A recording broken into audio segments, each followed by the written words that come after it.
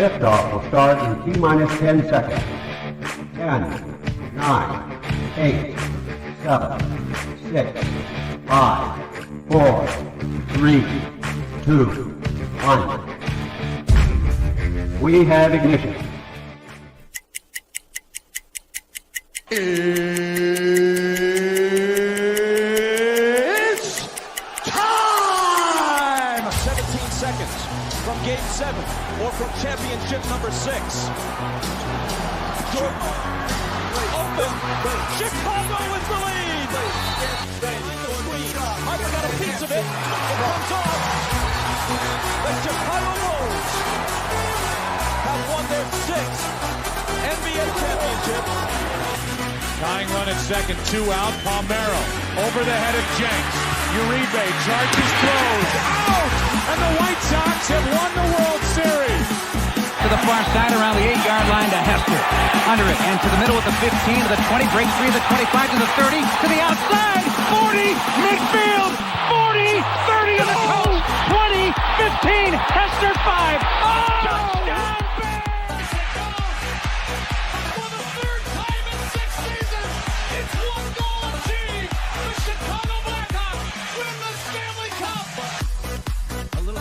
Slowly toward Bryant. He will glove it in front of Rizzo. It's in time. And the Chicago Cubs win the World Series.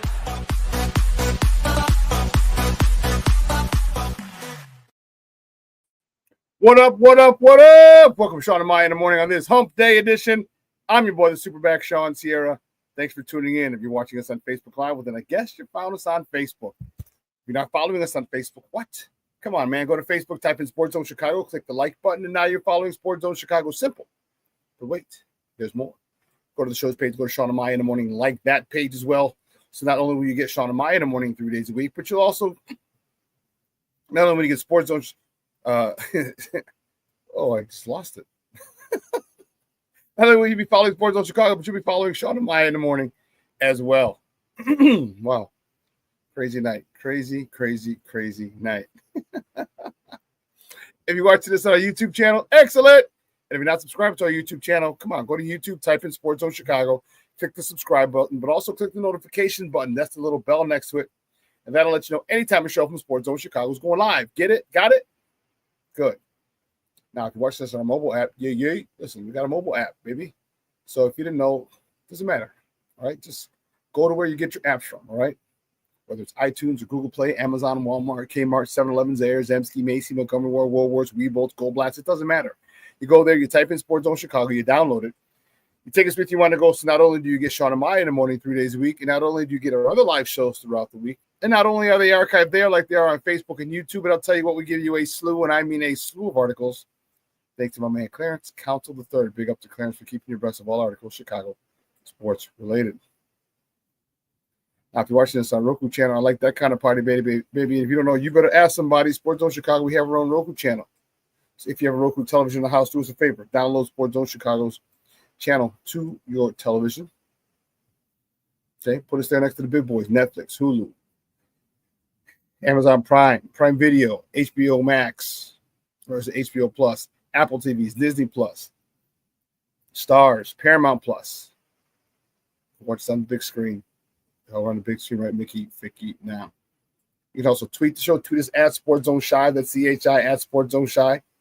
Now, if you want to follow me, just me personally, you know what? Want to know what I did? Let me tell you what I did. I made it nice and easy for you folks. Nice and easy. One handle.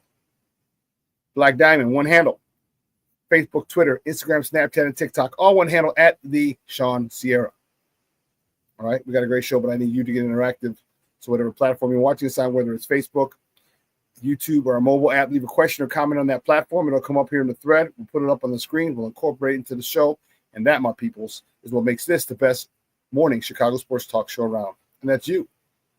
So bring them all, baby. Question, comment, smart ass remarks, because ain't nobody scared over here. Like The Rock said, baby, don't sing it. Just bring it. And this chat line is jumping like crazy. Woo!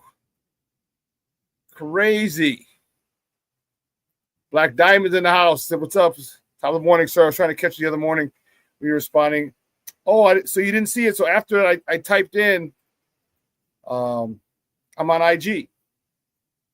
and I put the my handle. So you should know it, man. You should know it. It's at the bottom.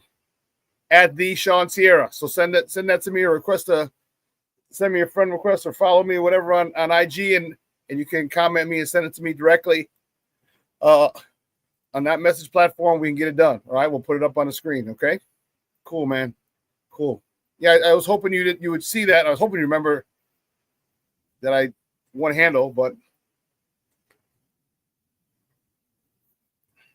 you got it now. All right, IGM at the Shawn Sierra. Cornelius Squalls in the house. What up, sports owners? My man Armando Emeterio Lara Jr., he is in the house. Junior, what's up, baby? How are you? Shorty, he's in the house. Good morning, Sports Zone family. He says, I like it. Shawn Wallace said, what's up, Superback and peeps on a hump day? You damn right it is, baby. Hump day. Patty Lara checking in. Says morning, everybody. This is morning, Theo Shawn. We're ready for a great show. Jeremiah in the house. Yes, beautiful, beautiful, beautiful. Thank you for tuning in, Jeremiah. I appreciate it. Ant Moss checking in. He says, bear down, Shawn. Yes, baby, yes. I like it. I like it a lot. Who else? Shorty says, Ant Moss's impromptu show with Lynn Hayden tonight. You won't want to miss this. Lynn Hayden. I'm not sure who that is. Let me know who that is, Shorty. King Book of World checking in, baby. Says salute, chat, and Shawn. Black Diamond, you're on it. Cool. Go, so you can go. I would definitely like to see your mock draft. The Planksters in the house. Good morning, Shawn. Sports owners, bear down. You got it, baby. You got it. Man, woo! The chat is jumping like crazy this morning. I love it. I love it. I love it. We got a great show. All right. Oh, okay. He says, Lynn is an old friend. We used to do a show together years ago. Dope.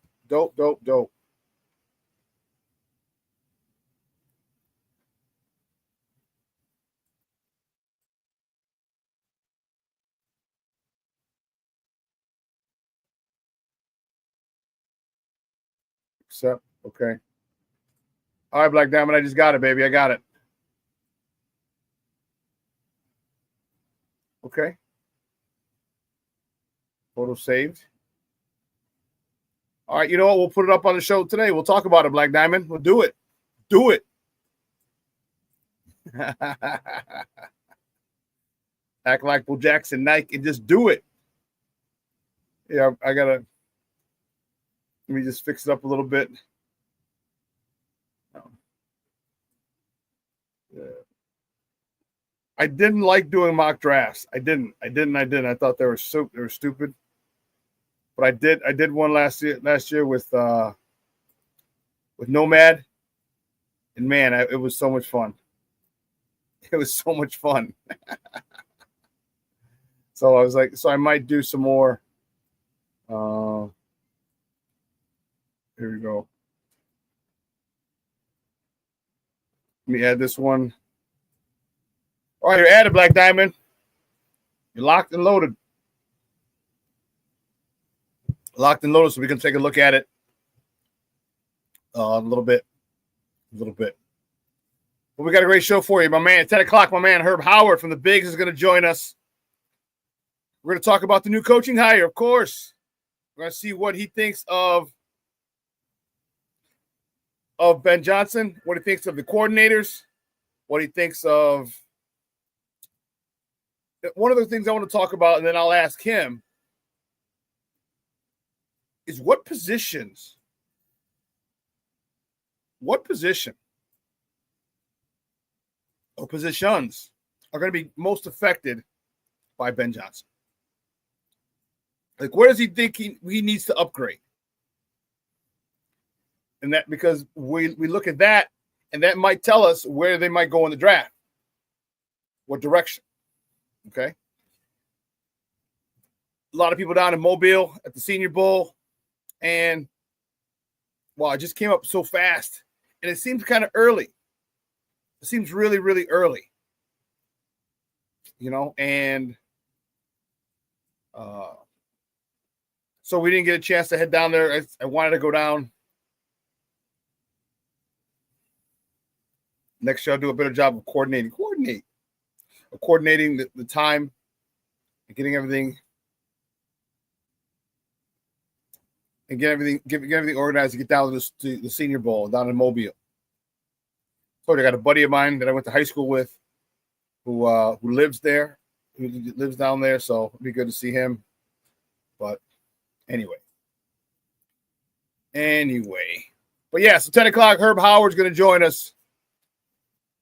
And I'm looking forward to that.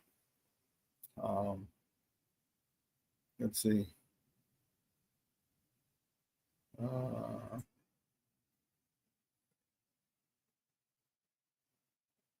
Okay.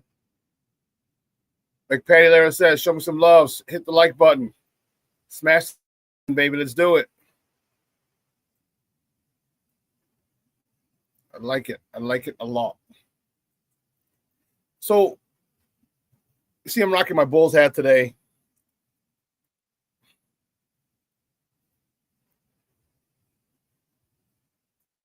You know, on Monday, the Bulls they hosted the Denver Nuggets. Boy, that was lit.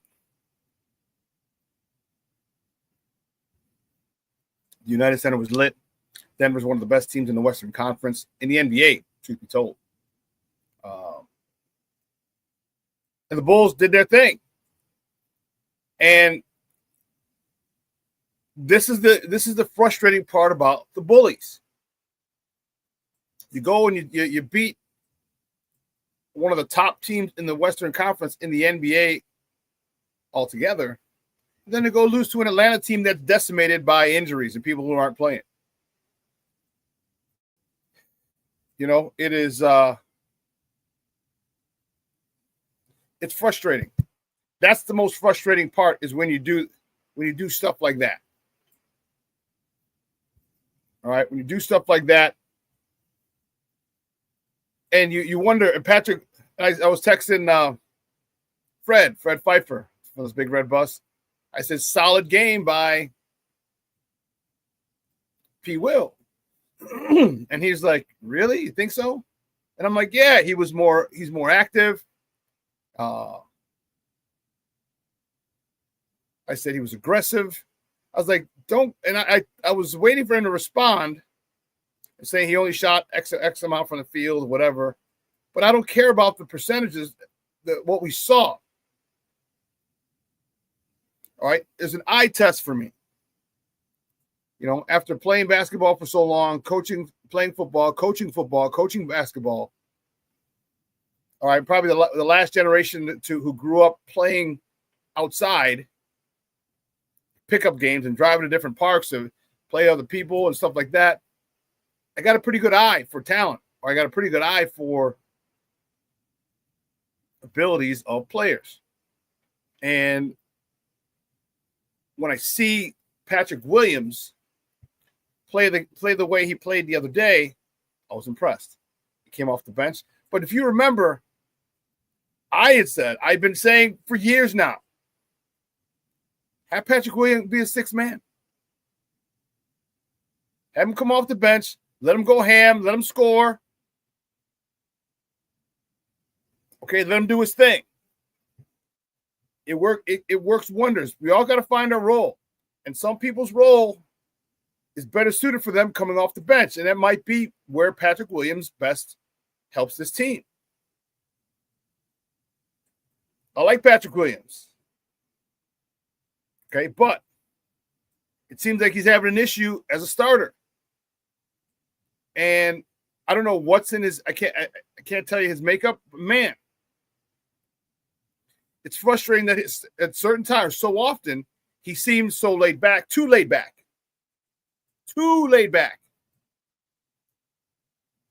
And then other times we see him aggressive like we did on Monday. And the only question is, why don't you do that all the time? All right, there's no, and that's the thing for Billy. I don't know if Billy put foot to ass. I don't know. He talks pretty good. But, man, he's got to demand more from this team when you play like that against Denver, and it sucks because we really want them to lose because we want that top 10 protected pick. But, man, you want to see these guys develop. And to me, I think that's the most important thing. Because if you can beat Denver, then there's no reason you can't go on and beat other teams who are inferior to Denver. But again, there's an economy. You want the top 10 protected pick, or you want to give that pick to San Antonio if you fall out of the top 10 in the DeMar trade. So it's a touchy subject. But my question is, the deadline's coming up with the 6th, I want to say. It's coming up the 6th. And what's going to happen? You know, Zach LaVine's playing well, playing really, really well. Is anyone going to want to pick up that contract? How much are the Bulls going to have to eat of that contract? There's a lot of rumors about Vooch being coveted by the Golden State Warriors. The only issue is that Golden State doesn't want to give up a first round pick for Vooch. They want to go, they don't want to give up anything higher than a second. But as the deadline approaches and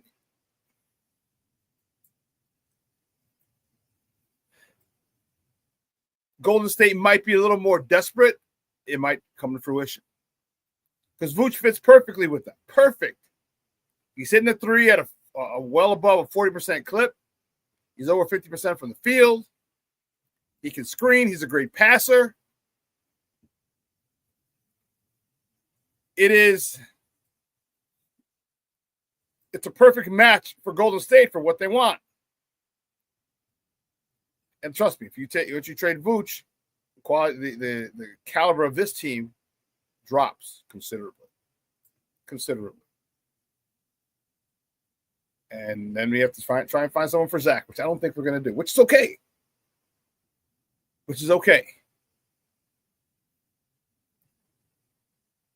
But that's my dilemma. I don't understand why you guys,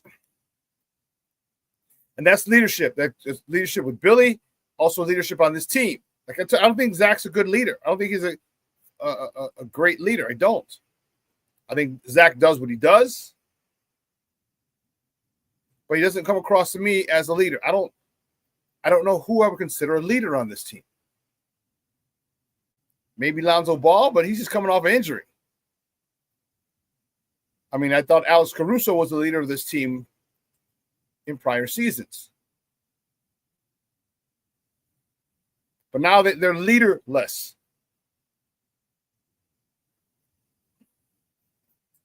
You need to have somebody on that team take control of that team. Who's it going to be? I think Io's too quiet. I don't know about Kobe White. So I don't know. I don't know who you can look toward, who you can hang your hat on saying that's the leader of this team. So when you don't have leadership, there you go. You basically paddling in circles.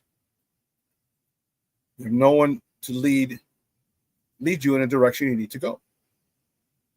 And that's where this Bulls team is. I'll tell you who I do like. I'll tell you who I do think might be able to be a leader in the future, not now. And that's a maybe. I have to see him play more. That's Matas Buzelis. Matas Buzelis has been playing some phenomenal basketball. For a youngster, undersized, he's been playing some great basketball. People want him on the court. We all want him on the court more. Why? Because he rebounds, plays defense, and he has that chip on his shoulder that we love. He plays with an edge. I mean, on Monday, he gave Aaron Gordon a little chicken wing, Might have stepped on his toes. Aaron Gordon fell. He's like, oh, snap, you on the ground. Crossover, one more dribble. Boom, brought it home. Didn't lay it up. Didn't finger roll it. Glass.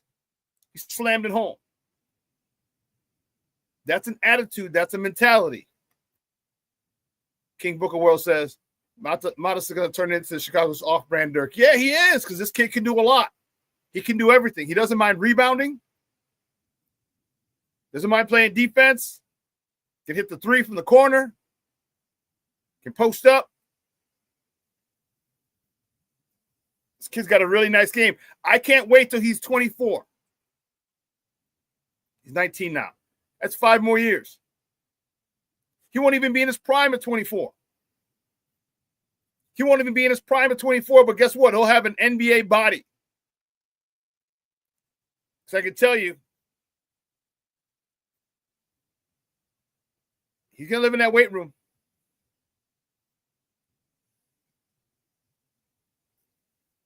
Black Diamond says, King Booker, exactly, but only if Donovan is gone, he can't develop talent. Well, you can't say that. Io's been developed. Kobe White's been developed. Even Zach has altered his game. And I don't know. If you want to give Billy the credit, if you want to give Billy all the heat for players not developing, when they develop under him, you got to give him some of the credit too.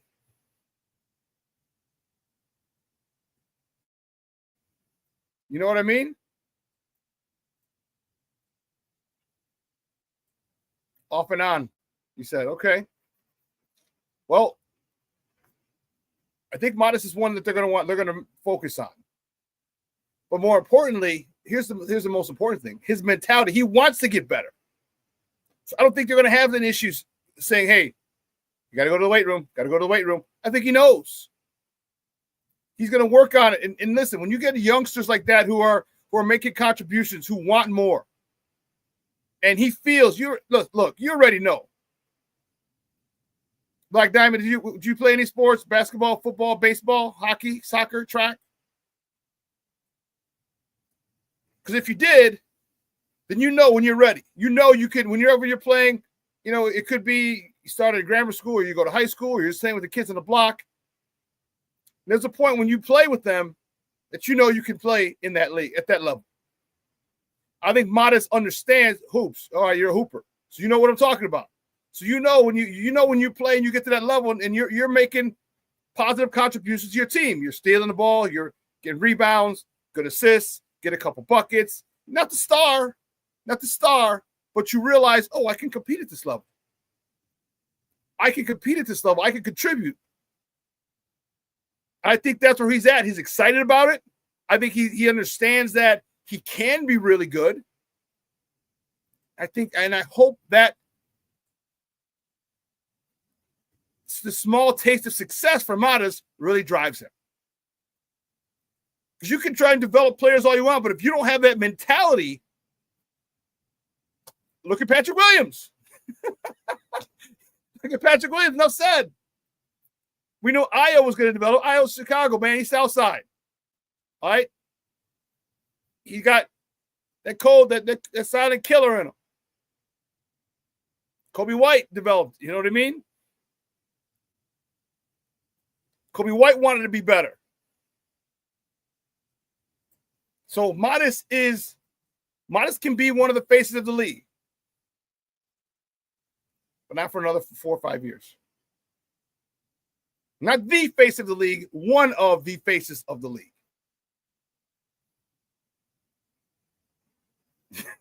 You're stupid. King Hooker World.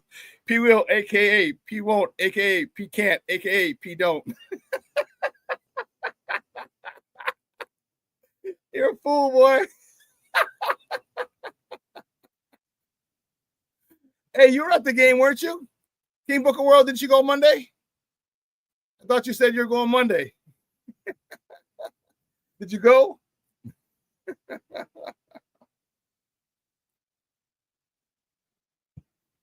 Oh my goodness, you're out of control, man. You're out of control. King Booker, well, let me know if you went Monday. I thought you said you were going Monday to the game. Oh yeah, I went. I was shocked that they won. Hey, but that place was rocking. I was watching the game. I'm like, damn, that place is rocking. They were rocking at the new Madhouse on Madison. I'm going on the 11th. So my buddy puts together outings. He gets discounted tickets. We sell them, whatever. Only thing is we're in the 300 level, which kind of sucks. But it's $50. $50. We go to Output. You get one drink. You get a bus ride to the game. It's only half mile up Wood Street. Got a bus to and from. Yeah, it's cool. That's cool. So I'm going Wednesday. I mean, the 11th. I wouldn't say. I don't know what the hell I'm talking about. The 11th. I'm going. That'll be a good time. I think next time he does one, I'll pay more for the 200 level just to be closer. Because the 200 level is $90 a person. And it was $90 a ticket. And here in a 300 level, it's 50. So I'm like, yeah. Probably do that next time. But yeah, man, I watched it on TV, man. It was crazy. I couldn't believe it. I thought for sure they're going to jag that game. I thought for sure they're about to jag that game. And then they kept, what I really liked about it is Lonzo Ball. Okay. Kept them in the game. I like how every time Denver came in and hit something, Zach would come and hit a three. Laid down the stretch. Zach would hit a three. You're like, no. Oh, yes. How many times did you do that at the game? No, Zach, what the hell? Yes. Black Diamond said, have you ever sat behind the bat? I have. And it was a 100 level too. I was dating a girl. This was years ago. Maybe 15, 20 years ago. She had tickets from her boss. They're 100 level behind the basket. They're like off to the side behind the. So yeah, it was dope. It was dope. Levette Lee checking in. Good morning, Ma. How are you? Thank you so much for tuning in. I appreciate it. But listen, here's what we're going to do. We're going to take a quick break. On the other side of the break, all right, we will get to top of the morning topics. I just jumped in on the bullies and just kind of went off on a tangent, but that's all right. That's all right. So let's keep it locked right here, folks.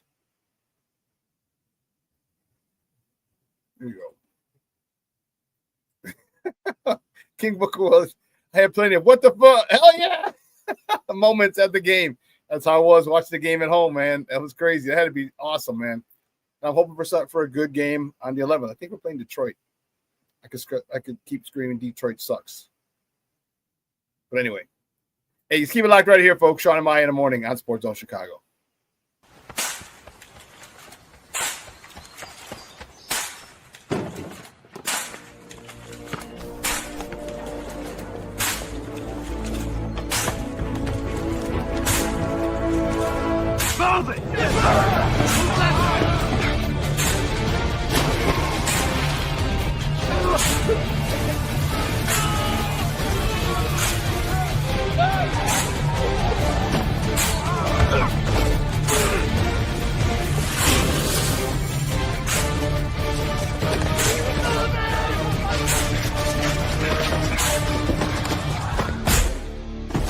Many will hear the calling.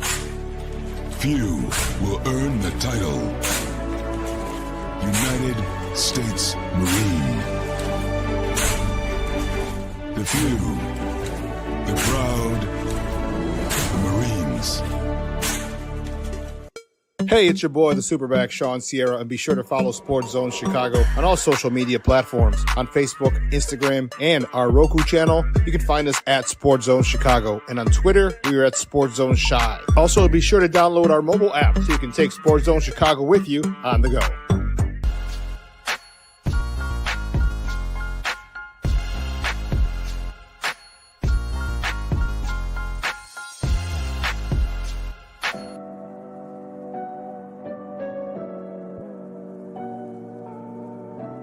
How do you take care of your mind health? For my mental health, I meditate in the mornings. I have my dogs. They're the best. I just find ways that help me just relax. Finding things that make me happy, like being close to my family. I meditate a lot and read books. I have hobbies outside of the game. I'm able to switch off. I'm able to turn my brain off from the game of basketball. Your mind health matters. Your mind health matters. We are looking for a few heroes, mentors, trailblazers, innovators, a passion to change lives, spark curiosity, open hearts, and awaken minds, help students answer the question, who am I? This could be your calling, but this is no job. It's the journey of a lifetime. Be a hero. Be a teacher. Mental health and learning disorders don't discriminate. 17 million children and adolescents in the United States live with disorders like anxiety, depression, ADHD, and dyslexia. Less than half get the help they need to thrive. Help the Child Mind Institute change these children's lives. Visit childmind.org.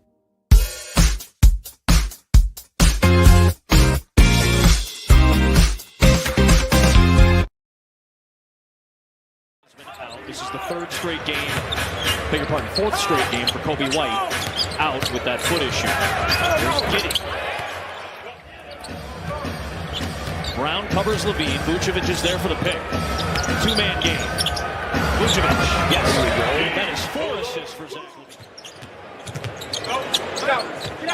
Here's Giddey. Takes a three and connects. Yeah, you can see they're going to give him that shot.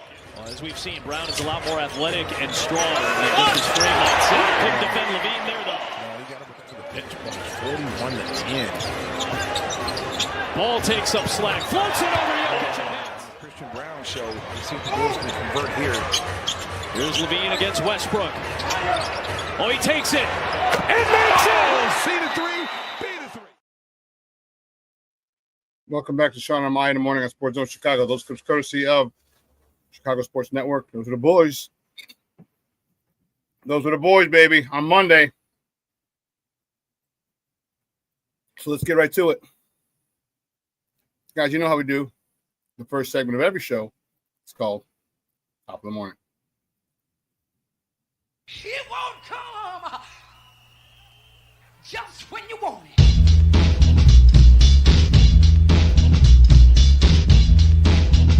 Top of the morning to you. Top of the morning to you. Top of the morning to you. See the first top of the morning topic. I'm gonna start there. No. We'll go here. The Blackhawks, baby. Last night, the Blackhawks defeated. Who did they play last night? Oh, yeah. They played the Tampa Bay Lightning down in Tampa Bay, 4-3. Great game by the Hawks. Arvid Soderblom, he stopped 35 shots. Connor Bedard lit the lamp for the 14th time this season. Slaggert for the first.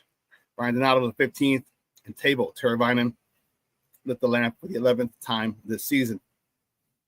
Assists on all those goals. Seth Jones, 2 assists. 17 and 18 for the season. Foligno, his 11th. Reichel, his 11th. Kurashev, his 4th. And Dickinson, his 8th helper of the season. Great win by the boys. I love seeing it. It gets me fired up. But it doesn't stop there. Keeping it moving to the next top of the morning topic, the Blackhawks. Carolina Hurricanes tomorrow. Mañana, tomorrow. Puck drop is at 6 p.m. Central. You can catch that game on Chicago Sportsnet or listen to it on their flagship station, 7:20 a.m. Good to see the Blackhawks win. Good to see Connor Bedard produce. And you just want to see this guy continue to get better and better because he seemed like his development was being stunted as well. And that's the last thing we want to do is stunt the growth of that son of a gun. All right, he is a generational talent. And let me tell you, he is, wow. He can be one of the best, and they just got to surround him with better players. Okay. And that's, I guess, the state of the Blackhawks. Next top of the morning topic, the Bullies, baby. Only the Bulls. Only the Bulls. That's what we were talking about yesterday. Monday, the Bulls beat the Denver Nuggets 129-121. Zach LaVine led the way with 21 points. Nikola, Mr. Walking double-double with 20 points, 10 rebounds. Lonzo Ball, 18 points. Ayo, 17 points. And Josh Giddey, 12 points, 10 assists. All 5 starters were in double digits, which is a phenomenal thing to see. And I love, and that just shows you that the ball movement and that the scoring is balanced. Here's Matas. I don't know if that was after the dunk or not, but man, he was fired up after the dunk. And I'll tell you what, I was fired up after the dunk too. She's keeping it real. Because his suit, let me take this down. This. As soon as he bumped him and Aaron Gordon fell, I was like, oh, hell no. Oh, hell no. Because I know what I would do. I know what I would do in that situation. I'm going to flush it on your head. You're on the ground? I'm going to flush it. And that's when he saw that. When I saw that, and he fell, and they didn't call the foul, and he looked at. They didn't call a foul. No, he knew what to do. One power dribble. Boom. I was like, oh man, that was awesome. But the fact is that he knew what to do. He wasn't going to lay it in. He wasn't going to. No soft stuff down there. Only grown men hang out down by the rim. And Matas Buzelis is slowly but surely becoming a grown-ass man. James Ford checking in. What's up, Papa? Good morning. Thank you for tuning in. I appreciate it. Cornelius Squall said, man, I hate that the Bulls have to trade LaVine now that he's fully healthy. Yeah, he's looking good, man. He's looking good. But there's a whole bunch of other factors that lead to, Zach LaVine's development. Let's not forget he became a father. I'm not sure if he's married or not, but just that alone, his maturity has developed. He seems a lot more mature, which is dope. But I hear you, man. The fact that we got to trade him, we might not end up trading him. No one may want to pick up his contract. The Bulls do eat some of it. So I'm like, nah, it's too much. But keeping it with the Bulls, tonight the Bulls are in Boston. Boston's wicked pisser. Mark Wahlberg, our brother. They're in Boston to face the Celtics. Tonight, tip-off is at 6:30 Central. You can catch that game on Chicago Sportsnet or listen to it on their flagship station, 670 a.m.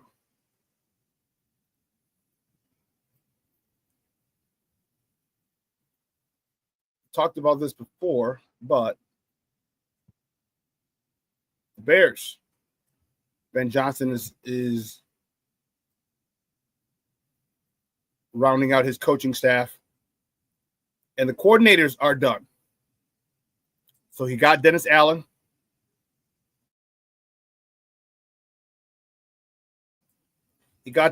Former head coach, former defensive coordinator for the former head coach of the New Orleans Saints, to be his defensive coordinator, which I think is awesome. We talked about it before, but we'll talk about it again some more. He got Declan Doyle as his offensive coordinator. And they retained Richard Hightower as a special teams coordinator. Kind of a shock, especially after the 2 weeks in a row, field goals are blocked. I mean, I don't mind Richard Hightower. I don't. I'm cool with it. But I know a lot of other people do have issues with that. My question to you is this. Are you okay with the Declan Doyle signing? Are you? All right, because you can't say he got. Okay, maybe you can. Maybe he got his start at Iowa, all right, when his dad was there. If you recall, on Monday,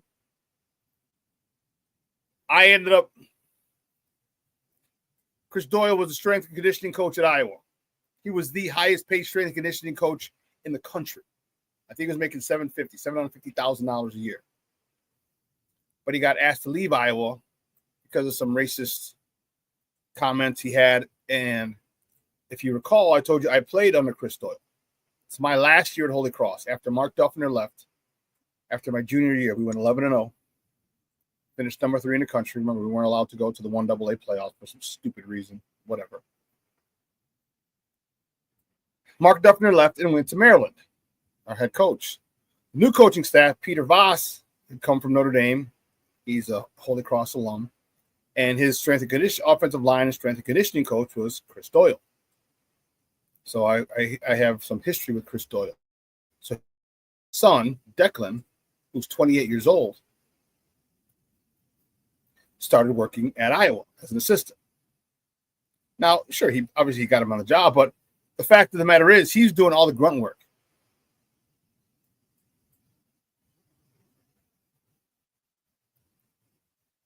Shorty, Google it.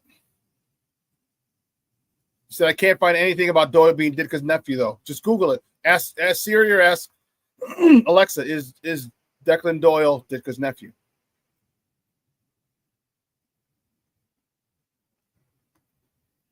They are talking about him being one of, I mean, he's done it. He started at the bottom.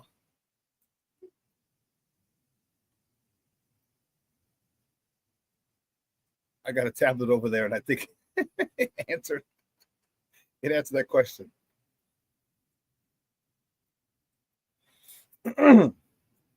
So I'm okay with it. Because he wasn't just given this. And he might have been looked out for, but here's also what you want. If you're Ben Johnson, you want to start creating your own tree.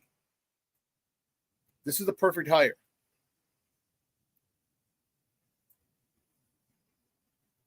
This is the perfect hire. Kid's 28. All right. You understand he's a hard worker. His ability to climb up the ranks from college and the tight ends coach in Denver.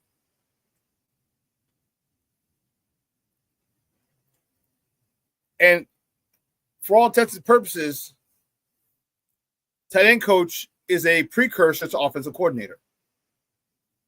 All right, because not only are you working with the receivers, but also with the line and a lot of other issues. You have to be aware of everything as a tight ends coach and in pass pro, in routes, things of that nature. So at 28, he's not going to become an offensive coordinator anytime soon. Now, he might go to a college, but if he wants to stay in the NFL, which sometimes guys want to do, or he might maybe he'll go to college, but not after he gets more experience. And what better person to get experience from than Ben Johnson? All right, so I look at it this way. I don't think Doyle's going anywhere for at least 4 to 5 years. At least. And at that particular point, he'll be 33-ish. 32, 33, depending. Maybe that another year, 34. And at college may come along and say, hey, listen, we want you as an offensive coordinator. And he might leave at that particular point. And I'm okay with that. But after 4 or 5 years, we should have been to a Super Bowl at that point.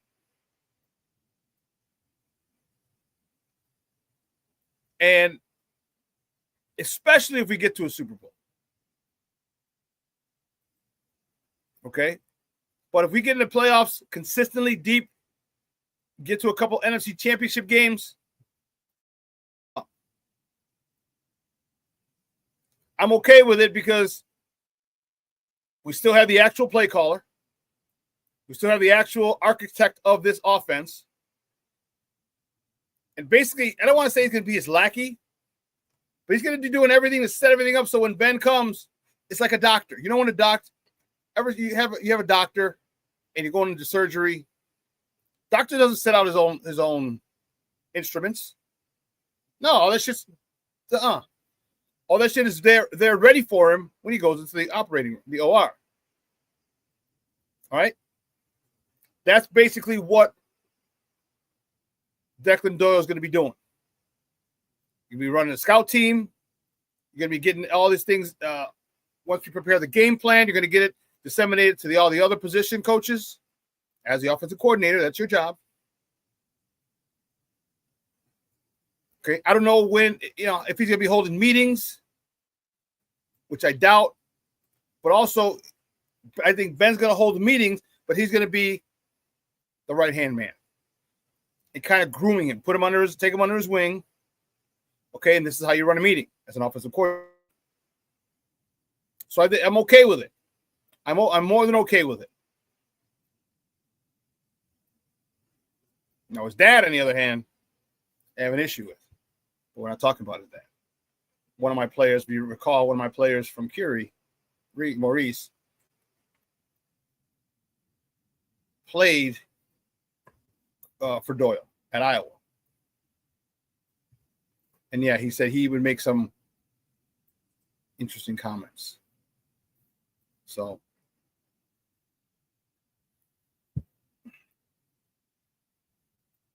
oh no, okay. My guy Junior's daughter. That's what Monica does. She preps the instruments for the doctor for surgery. Yeah. So she's Declan Doyle. She's Declan Doyle. Or Declan Doyle is Monica Lara. That's awesome. That's awesome. But I'm okay with it. I'm good. I really am.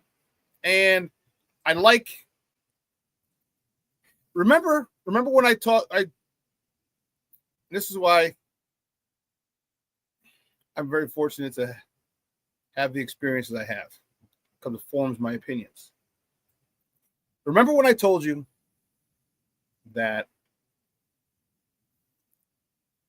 the most important coaching when you move to the next level is your first year or two. First 2 years, but most importantly, that first year. Remember that? Remember that? Which is why we kept saying coaching matters. All right, with Justin, with Mitch. Same thing here. See, now he's going from so he's in Denver. Okay. Sean Payton, what a hell of a mind to learn from there. What a hell of a mind to learn from there. And as a tight ends coach, yeah, come on, man. You have a phenomenal mind you're learning from. Then you come here. But now you're in a new role as an offensive coordinator. Your first thing, your path to being a true offensive coordinator, and now you're working under Ben Johnson. When you learn from coaches that first year, and he'll be here for a couple, I say at least 4 to 5 years he'll be here. What a great way to start your education as an offensive coordinator.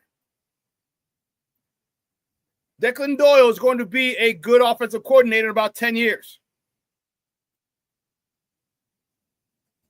10 to 12 years, maybe sooner. Maybe sooner. And Moss, you're a damn fool. I want Dylan the Bear to come out and say he's from the Ditka sperm tree.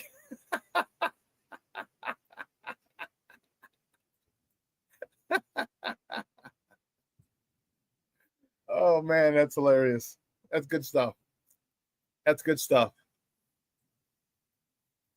But this kid may end up being, he might be the next prodigy. He might be the next hot offensive coordinator. I'm telling you, he may not go from this to another offensive coordinator gig. He may end up going to college, running an offense there, having a quarterback put up crazy numbers, stay there for 2 or 3 years, then come back to the NFL. Because I don't know if they're going to give you a first time. I mean, it's possible. Don't get me wrong. It's possible. They're not going to give you the OC job as a first time in the NFL. They want to see you have some experience calling plays. Most people. Hell, even Luke Getsy was in college and called for 1 year. But if he does, this kid could be pretty good. Shawn said, I'm going to call him the prodigy. Yeah, it's probably what he is. Probably what he is. But I'm okay with it. I'm cool with it. You know, the kid worked his way up. He didn't rely on his dad's name, although I don't know if he wanted to rely on it after all the backlash his dad got. Had to step down from Iowa, and then he stepped down from, what team was he in the NFL? He was with an NFL team. He had to step down from there too. So his dad has been, I don't want to say blackballed. But he's been on the do not hire list for a minute. Hopefully he saved his money. And coaches usually do, because usually when you're married, you let the wives take care of the money because you're never around. You're always at the facility. You're always at the university. You're always at the facility if you're in the pros. Let them run the house. All right. After the draft, I mean, there's certain times of the year where we can do a family thing, go to a play, do something, go to dinner, whatever. But for all intents and purposes, you're all, mama raises the kids.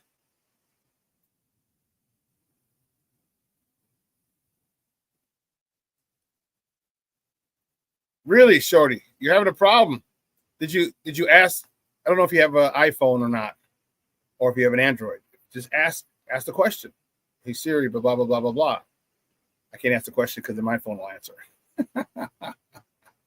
But just say, hey Siri, hey Alexa, and answer the question. You do have an iPhone, okay? Yeah, that's what I did. Just check it out, see if you can get the answer that way. Confirm it for yourself that way. So, but I'm happy. I'm excited for where this team's going. I really am, and I look forward to this team doing well this year. I don't know if they're going to take the North and never give it back this year, but I think in 2026 is our window opens, and we'll be perennial playoff contenders at that point. But listen, let's take another quick break, and on the other side of that break, we're going to welcome my guy, Herb Howard. All right, we're going to talk with Herb about the hire and the coordinators, the coaches, and everything to this point. All right, and then afterwards, Black Diamond will go over your mock draft. We'll go over your mock draft. All right, cool. So don't go anywhere, folks. Keep it locked right here. Shawn and Maya in the morning on Sports Zone Chicago. Hey, it's your boy, the SuperBack, Shawn Sierra, and be sure to follow Sports Zone Chicago on all social media platforms, on Facebook, Instagram, and our Roku channel. You can find us at Sports Zone Chicago, and on Twitter, we are at Sports Zone Shy. Also, be sure to download our mobile app so you can take Sports Zone Chicago with you on the go. Time out. How are you feeling right now? Happy? Excited? Angry? Overwhelmed? One of the best things you can do for your mind health is to name what you're feeling. It can sharpen your awareness and help you talk about your feelings with someone you trust. Here are 3 questions to ask yourself. Where are your thoughts right now? In the past, the present, the future? Do you notice any sensations in your body?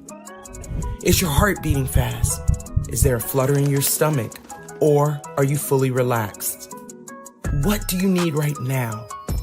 Time with others? Time to yourself? Remember, there's power in this awareness. So find ways to identify what you're feeling today.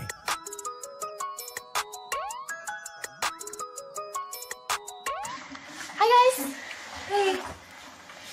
Hi, Megan. Hey, Jessica. Megan, you're a tramp. Brian Fitch told me you guys made out. Everybody knows. He said your breath smells like garbage. And he almost puked. He says you're the most desperate girl he knows, besides your mom. How many boyfriends does she have anyway? Lots? Your makeup makes you look like a clown. Zit is huge, Zit face. Ugly.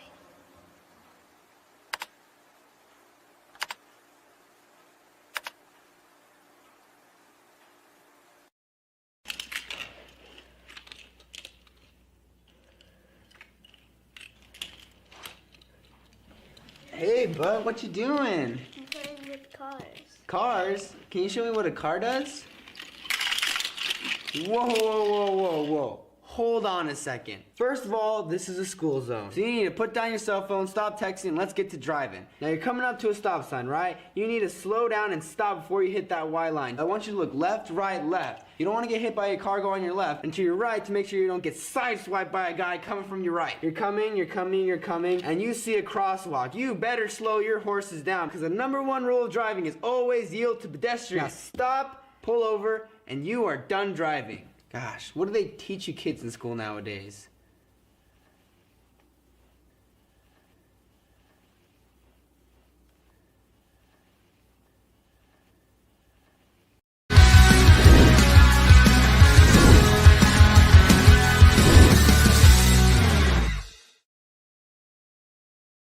This offense will be calibrated with him in mind. We're going to build this thing. This is not simply a dropping of a previous playbook down on the table and starting there. Nope. We're ripping this thing down to the studs, and we're going to build it up with him first and foremost, and then with the pieces around him next.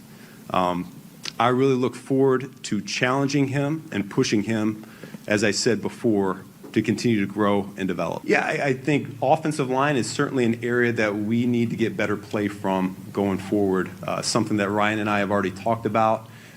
We will develop a plan of attack for how to get that done, but I'm looking forward to getting an excellent offensive line coach into the building to help develop the young talent that we already have on the roster.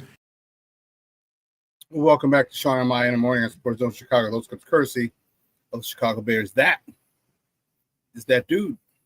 That's the man, 50 grand. That is our new head coach, Ben Johnson. For all people who know OG Bobby Johnson. Showing my age here, but that's all right. I'm excited. And he wasn't my first choice, but it doesn't mean he's not a great choice. And I think he is. I'm looking forward to seeing how he does. And remember, that got me excited, got me giddy like a little girl when he said, we're going to break this down and build it up with him in mind. Holy shit, crazy idea. Crazy idea that you build the offense around the skill set of your quarterback. Does anyone else know about that? How ingenious. Well, my guest today, I'm fired up to have him on. You know, I love talking football with him. Good friend of the program for years. He's the beat writer for the Bigs. You can find him on Twitter at Herb Howard 411. Guys, just welcome back to Shawn and Maya. My man's in them, Herb Howard.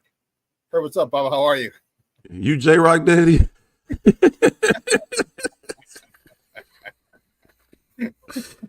Hey, man, I was just talking about that movie the other day, man. That is an absolute classic. You talk about OG Bobby Johnson, man. My bad, brother. I'm good, man. How you feeling? I'm good, man. I'm good. What's going on? Hold on. I got to see. Mom's is called the lift, and this car was supposed to pick her up, but it's not her. Oh, well. Yeah, dude, that's a classic movie, and I am looking forward to this guy. I like what this guy has done. I like well, you tell me, how are you about the hire? And because you said, remember, you said I want to wait till we get a coach. So what are you thinking about this guy now in his staff that he's comprised so far? Yeah, I think it's really cool that the Bears have done kind of the obvious thing. It's not often that the Bears actually do, the obvious thing that's right there in front of them.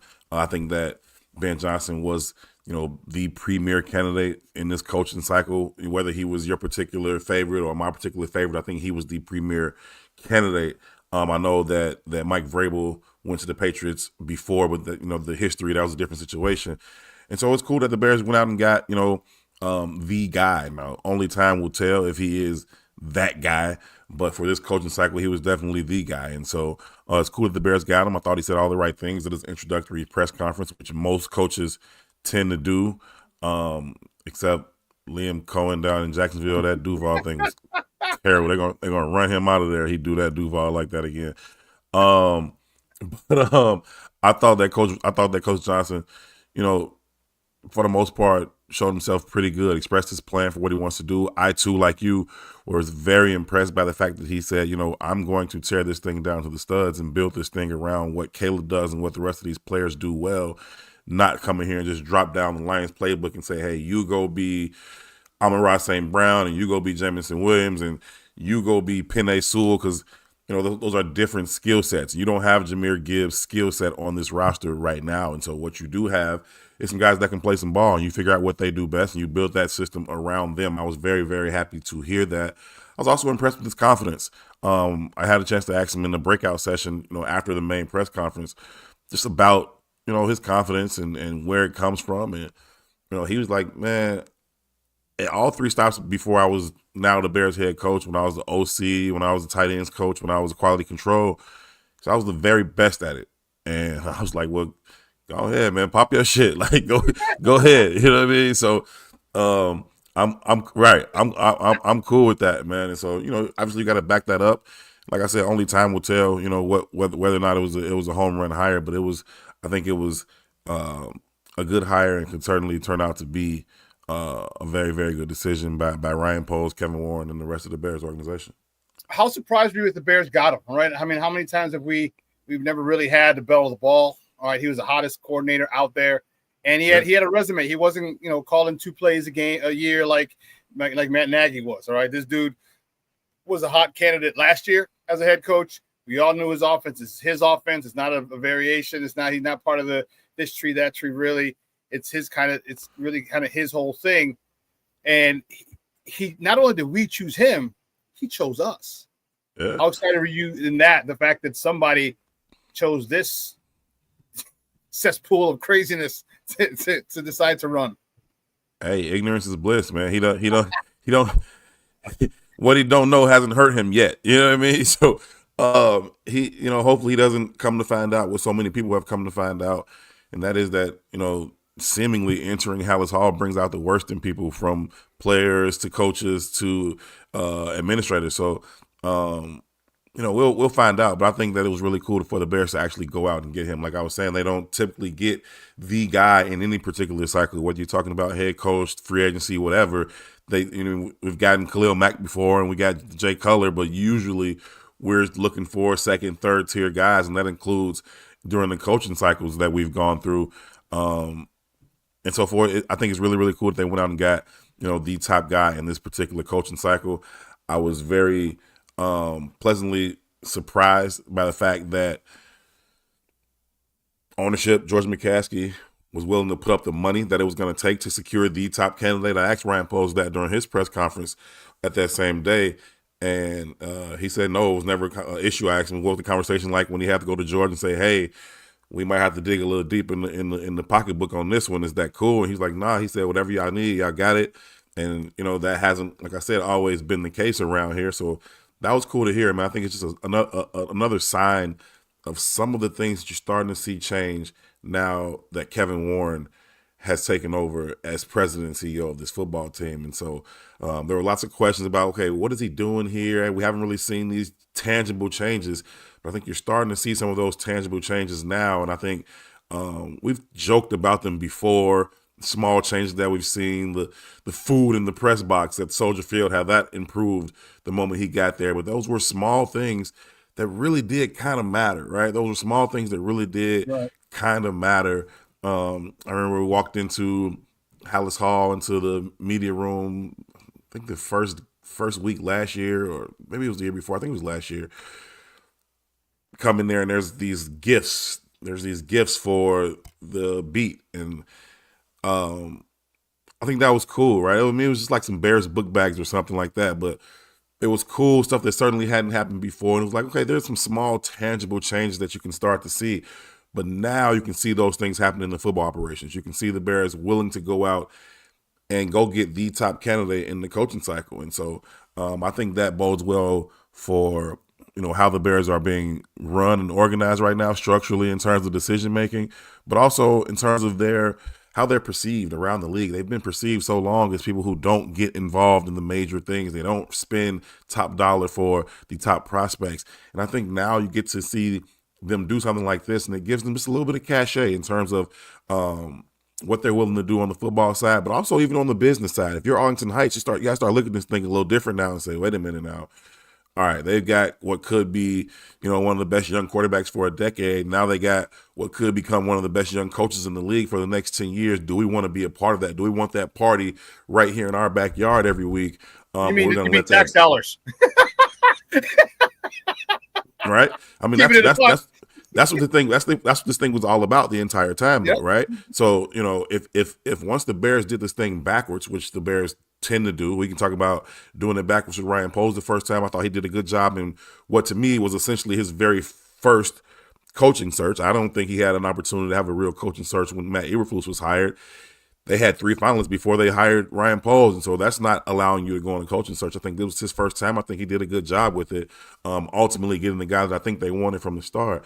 But the same thing happened with Kevin Warren. You guys went and bought this land for $200 million, then brought him in and say, hey, close the deal on the taxes. He's like, close the deal on the taxes? Y'all bought the land without doing that? Now have no leverage. Arlington Heights like, we don't have to give y'all nothing. Y'all already paid for the land. Miss me with it, right? The Bears are not a real estate company. They don't buy $200 million properties to flip them. That's not what they were doing. They wanted to build a stadium there. Arlington Heights understood that. And with no leverage, Kevin Warren then had to go on this campaign all around the state and, Northwest Indiana. We'll put the stadium here. We'll put the stadium there. I think, and I've said all along, it'll ultimately go in Arlington Heights. But now you start to see some of these moves, and I think that it gives you just a little bit more cachet and a little bit more of a bargaining chip when you go to the table and say, hey, don't you want to be a part of this? As we're joined by Herb Howard, he's the Bears beat writer for the Bigs, talking Bears football here at Shawn and Maya in the morning. Shout out to the chat. I see the love out there. Good morning. Yeah, everyone loves it. They love them some Herb. Do you think now that the McCaskies, especially George, will finally take a step back and let it be run because of all the changes you did say? I mean, opening up the pockets, rumored. It never really been confirmed, but is rumored that he's been getting paid around $13 million. That's a nice grip. Yeah. The 6th or 7th highest paid coach without calling one down, one play. You know what I mean? Do you think that this is a signal that the McCaskies have really decided to back off and just enjoy the fruits of their labor and let real football people run it?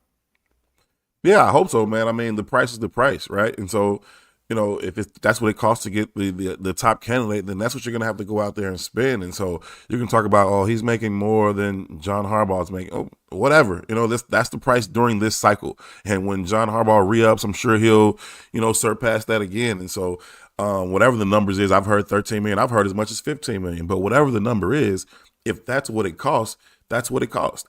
And it was good to see that George McCaskey was willing to pony up and say, hey, if you guys think it's worth it, here's the money, go do it. And I think it is another sign that they are starting to turn the corner in terms of, what they're willing to do and what they're willing to spend. I think we also saw that with the fact the Bears were willing to fire their head coach mid-season for the first time ever, right? Now they botched it again because, like we said, with the other two situations, the Bears do things backwards, right? So they had Matt Eberflus, Coach Eberflus, go out there and do his press conference and then fire him right after that. That was backwards, and it was a very wrong thing to do, but they had to wait for George McCaskey to get to the building to give them permission to do it, right? And to his credit, once he got there, he gave them permission to do it, which they've never done before. So I think that's just another tangible thing to say, okay, they let him fire the coach mid-season. They went out and spent top dollar. They're starting to change some of these things about, how they go about their business. So I think hopefully, that continues, and it should be a good sign. What positions do you think are going to be most addressed or changed now that Ben Johnson? Which ones? I want to know. I want to hear your side. You know which ones, right? What it better be right now is the offensive line, right? I mean, it has to be about fixing this offensive line immediately. It's cool that he designs great plays. It's cool that he's able to scheme up, his skill players and get them in positions to take advantage of their mismatches or whatever. But if you don't have time, it's not going to matter. If you're getting constant pressure up the A gap, it doesn't matter. You still got a young quarterback who still needs to be comfortable in the pocket to take time to scan the field and get to the second, third read if he needs to. And so right now, they got to be able to protect this offensive line. And so, before we can get to, what he's going to do for DJ Moore or Rome Odunze or Cole Kmet, what is he going to do with the offensive line? It has to be number one. I know that DJ Moore is a great football player. I believe that Rome Odunze can develop into a great football player. I believe in the talent that Cole Kmet has and, has yet to be consistently unlocked. I believe in those guys. But so what if you can't protect, if you can't get them the ball? So I think, before we can get into how excited we are about what is going to dial up scheme-wise to get those guys open, you got to be able to protect them first. You thinking Braxton Jones stays as a starting left tackle or number, or at least you're gonna have some first round competition, or what are your thoughts? If it's me, his days are numbered. And I've always liked Braxton Jones. One, because he has maximized his talent. I think if he never starts another game for the Bears, that was a net positive for Ryan Post. He can put that in the win column for drafting a 5th round, left tackle out of Southern Utah and then getting, 3 years of starter production out of him. And so, that's a win. But I do think he's gotten close to his ceiling, right? He's serviceable in the way, that Charles Leno was serviceable. But never gonna be. But Charles Leno was, again, he was like 6th, 7th round tackle out of Boise. Like you got the most out of him, and then he went and got himself another contract with Washington. So good for him. Maybe Braxton has the same type of trajectory, but if you're talking about having elite offensive linemen, there's a level that you can upgrade there. I'm not mad at having Braxton Jones. I think you can do a lot worse than Braxton Jones, but I also know that you can do a lot better. Yeah, you darn sure could. What are you thinking about the draft? That for number 10, are you thinking O-line, or if because we most likely the two guys, who's the kid from LSU? Oh goodness, that offensive lineman from LSU, Campbell, is it? Will. And then, Will. And then there was a guy from there were two the young man from Texas. If they're gone, do you sit there and go try and get an edge, or do you trade back and try and get more picks? What do you do with that first pick that we have at number 10? Yeah, man. So I'll first say that I'm not the college guy. Like I'm not one of those dudes who does work on 1,000 kids in college for the Bears to pick through and find 4 or 5 of them. I don't know all of them kids. I really, really don't. I know what the Bears need, and what they need is a new offensive line. How they go about addressing that, Ryan Poles, Ian Cunningham, handle y'all business. I know they down in Mobile at the Senior Bowl right now. Depending on how they address free agency will dictate what they do in the draft, right? So free agency is going to be first. Mm-hmm. I know they got the Senior Bowl and the Shrine and the Combine, but you got free agency. And so once they get through free agency, what holes can they fill there? Do they fill interior holes, or do they fill the exterior holes on the offensive line? And depending on what they do there, that'll dictate what happens in the draft. I know this isn't a big free agent year in terms of tackles, but if they do go out and spend and get a tackle that they feel good about, then maybe they start to look on the interior in the draft. And maybe that allows them some flexibility to move back in the draft, do some things there, because you usually don't see those guys go, top 10. So it just depends. It depends on how free agency plays out. I always wait to after free agency to say, okay, now I'm pretty sure that they're going to be going after this position or targeting this guy. And then I'll start to do a little bit more work on some of those guys. But they got to do whatever they got to do to flip this whole line, man. They could use as many as 4. I'd be okay with 3 if they just flip the 3 interior guys. And I've always been a Tevinjenkins fan, and I still am, but you just can't depend on them. The health just isn't there. And so I don't know how you go about, extending him to a long-term deal. If they work out a 1-year deal or something like that, maybe, but you still got to have the insurance plan, behind him. And so those 3 interior spots, I think you got to address those. And then I would also address the left tackle spot as well if you're going to do it. So, they got to go about the business of finding 4 new guys there, and they need another addition or 2 on the defensive side of the ball also. So, I think they got enough resources with free agency and the draft capital to go out and get talent on both sides of that offensive of the line of scrimmage. If they can do that, they'll be fine. Who those guys are, I'm not going to pretend to have done a ton of work on them because I haven't. Okay. Yeah, I agree. I definitely think they got to get an edge, someone opposite Montez Sweat. Obviously Abdul Carter is going to be the first one or two people taken in the draft this year, so he most likely will fall. Nice, man. He's like any defensive line coach. Like his motor. Remember, he was playing with one arm. His left arm was all jacked up.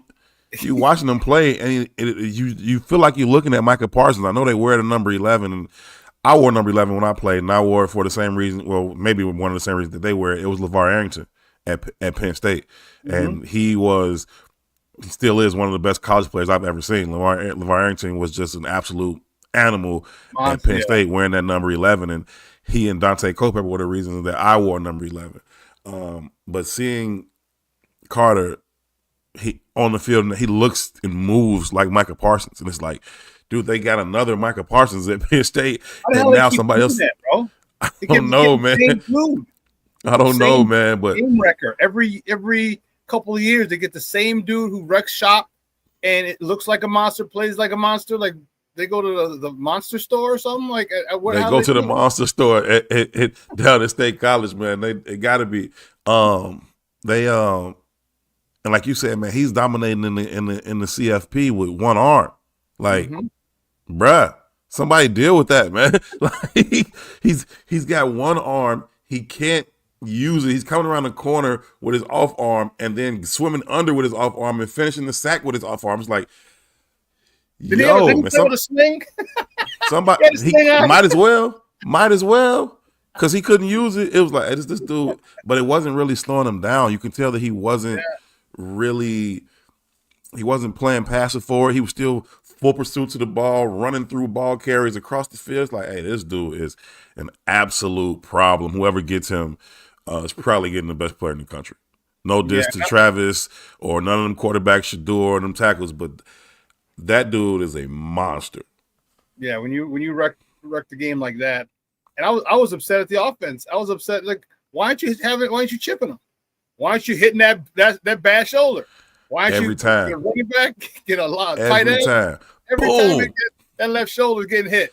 Every single time. That'll slow your ass down. Every snap, I'm lining right on that outside shoulder, and I'm boom, every single time. Like, what are we doing? Yeah, it was crazy. It was nuts.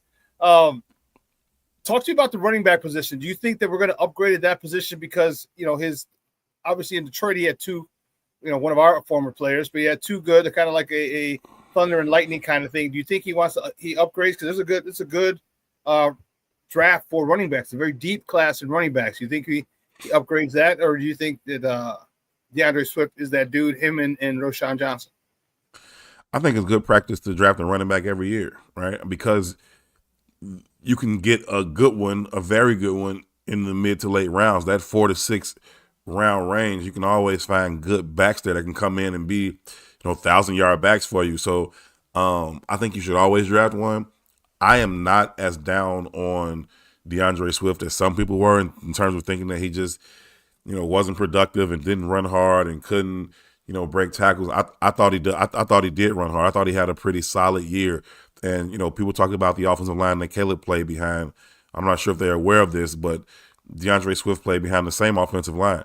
And so if we're going to talk about, or mitigate some of the things that we saw from Caleb because of that offensive line, you got to do the same thing with DeAndre. But I think he still has a very unique skill set that, again, if you're going to build your system around what your players do well, you should be able to use a back like DeAndre.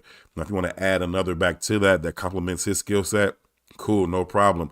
Not sure what Roschon Johnson's role is going to be. I know they tried to use him as the short yard goal line back, and maybe that works for him, maybe it doesn't. I remember when he came out, was it 2 years ago now for Roschon Johnson? Yeah. And just the conversation around him was just strange to me. And it's not a knock on the player or the kid. I think he's a cool dude and a solid player. But the conversation was like he was going to come in here and enter the Mount Rushmore of Bears running backs. Like it's going to be, Gale Sayers, Walter Payton, Matt Forte, and Roschon Johnson. It was like, wait a minute, he's gonna knock off like. No, he's not. And so that was just strange to me. It was a backup running back. You know, Bijan got the majority of the carry. So it was just strange to me, the conversation that was around him at the time. And, you know, if they want to go about upgrading there, that's cool. I think you should always draft a running back and then just let it play out in camp. If they draft a running back, I wouldn't draft one before the 4th round. I mean, I know there are some good ones that may be there. You know, I'm hearing 2nd, 3rd round. People talk about Genty in the 1st round. That would be insane. That's a luxury pick the Bears don't have right now. The Bears don't have that luxury right now when you need so much help in the trenches. And so, yeah, I would definitely say I expect them to draft a running back at some point. Draft him to be the feature back, I don't know. I'm fine with DeAndre Swift being your starting running back. You want to add somebody to compliment him, that's cool too. I was very surprised at DeAndre Swift. I didn't think he'd be able to run between the tackles as well as he did. Yeah. Out of that one touchdown run, he was right up the middle, shook the hell out of the linebacker and was out. Yeah. I was like, yeah. I was very I stood corrected. You know, I said I didn't think he was able to run between the tackles, and he did, and he was a lot tougher than I thought he would be. And obviously on the outside, we saw what he could do on the outside. And I was very happy with what he did. And we talked about the conversation about Roschon. Everything we talked about wasn't that he was a good football player. It was that he was a great person. It was like, he's such a great character. He's such a great person, such a great person. I'm like, okay, but is he a good running back? What's his qualification as a running back? He's a great person. He makes me want to be a better person. I'm like, I don't want football players. He cleans up after himself and others in the meeting room. Yeah, like that's superfluous. Nobody cares. That's great. That and $3 will get you a bus ticket on the CTA. Like, that's cool. Like, and I don't want to diss Roschon because I do like the person, and I don't have any real issues with the player, but it's just like this idea of what it was when he drafted him was just strange to me. And I look at DeAndre Swift, and I had a conversation with him about this as the narrative kind of went along, and so many people were just down on him. I was like, "Hey, are you hearing this? And do you feel a way about it?" I was like, "Because I honestly, and I'm always honest with them guys about whatever. You know, I mess with Jalen Johnson all the time about, you know, if he drop a pick that I think he should have had, or any of them dudes." And so I told him, though, I'm watching you play. I don't see you running soft. I see you, you know, being decisive. I see you hitting the hole. I see you making one cut and trying to get north. And then you see the explosiveness too. And so, and he told me, he was like, "Man, that's bullshit." Like, he's like, "Yeah, I heard the narrative and it's bullshit." And I think he was right. I don't know what people really wanted him to do. I don't know what they wanted him to do. When the opportunities were there, I thought he was productive. I thought there were a couple drives where he got him down to the goal line, and then they pulled him and, you know, let Roschon get the touchdown. That's cool too. You got your short yardage back. Go ahead. I'm not mad at that. But I know he was. I know he was. I could see it, you know, visibly on the field. So I'm perfectly fine with DeAndre Swift, and I think that Coach Johnson will find a way to utilize him. Oh, he would definitely find a way to utilize that joker, man, because especially after he already had him. He's been up there. You know what I mean? So he's definitely going to be able to use him. I'm glad he's familiar with his skill set. I do think it's interesting that he didn't want him, right? I think that if you want to have that conversation, cool, yeah. Right? Because he didn't want him. I think he got rid of him after Ben Johnson's first year as OC. I think that's when they got rid of him from Philly. Then he comes here. Now, I think that's a conversation you might want to have, and maybe that's something that's got to be hashed out, or, you know, some adjustments got to be made to, you know, what he wanted him to do and what he was able to, whatever. But that part of the conversation, interesting enough. But, you know, just DeAndre Swift isn't good. I don't like that. No, whoever can try and put those words together don't know. They got an agenda, or they just don't know football. Everybody's gonna fall off. Everybody's going to fall off. Everybody's going to get a little bit better when they get to Philly, and then everybody's going to fall off a little bit because that offensive line is different, right? I'm to the point now watching Saquon, and I'm like, he's one of the best running backs I've ever seen. Like in that conversation with all the best running backs I've ever seen. Like back to, you know, Jim Brown, Sweetness, Barry Sanders, Adrian Peterson. He's one of the best backs I've ever seen. I'm like, gosh, this dude is crazy, man. And the way Imagine he if jumped never from got hurt. the way he jumped from A gap to C gap and then exploded all in like one step. I said, first of all, the vision, then the feet and the burst was like, that's just rare stuff. Yeah, man, it was insane. The one that put away, not the Washington game, whoever they beat, the game before that, was it Detroit or who was it?